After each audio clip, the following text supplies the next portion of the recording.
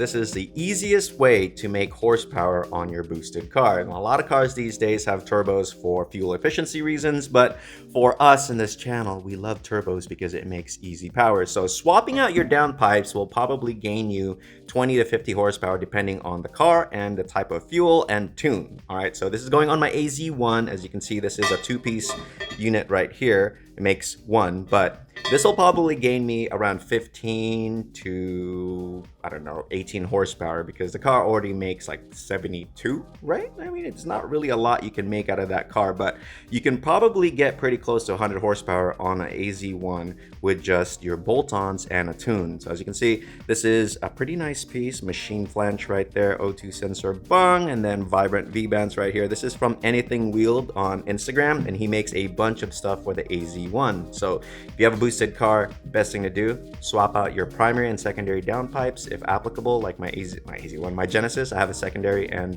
primary downpipes, and this one is obviously catless. But anyways, this is probably not carb legal, but let's go swap this out. To install the downpipe on the AZ1, you gotta remove the driver's seat so you can access the porthole in the back. Isn't that awesome? I wish Eurocars did this because I gotta tell ya, my freaking Cayman, to service the freaking engine, it's a pain in the ass and it's not fun. So let me show you something here real quick. This is the intercooler for the AZ1, which is super cute.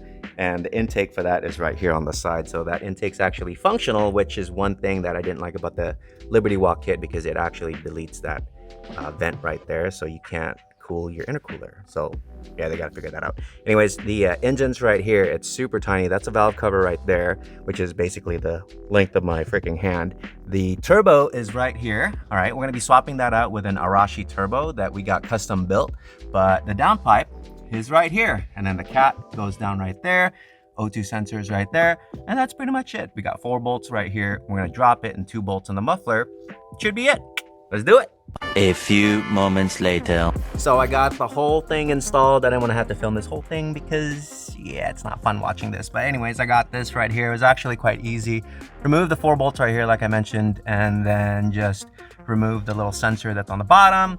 O2 sensor, the whole thing drops. There's nothing else that you need to do extra. And look at that little heat shieldings for the shifter cable. And that's pretty much it. On the back right here, it bolts up to the OEM muffler with that giant freaking flange, which we're gonna swap this out to the Yoshimura exhaust, but you know, for now, we're just gonna use the OEM muffler.